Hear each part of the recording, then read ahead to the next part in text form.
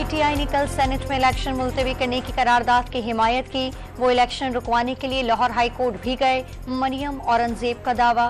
कागजात नामजदगी के खिलाफ अपीलें निपटाने का काम में तेजी। लाहौर में मजीद 3 जजेस को बतौर इलेक्शन एपलेट ट्रिब्यूनल तैनात कर दिया गया। पीपल्स पार्टी ने सिंध से कौमी और सूबाई असम्बली की नशिस्तों पर नामजद उम्मीदवारों की फहरिस्त जारी कर दी। लियारी कराची से नबील गबूल उम्मीदवार। फैसले के खिलाफ जियालो का बिलावल हाउस के सामने एहतजाज। इस्लामाबाद में सुन्नी उलमाए काउंसिल के रहनुमा मौलाना मसूद उस्मानी पर फायरिंग की सीसीटीवी फुटेज सामने आ गई। नमाज जनाजा दोपहर 2 बजे अदा की जाएगी। कराची के लिए 2000 मेगावाट तक बिजली का इजाफा होगा कि इलेक्ट्रिक और पावर डिवीजन के दरमियान मुआहिदा तय पा गया। हाफिजाबाद के गांव राम के छट्टा में मकान की छत गिरने से एक ही खानदान के 4 अफराद जिंदगी से हाथ धो बैठे।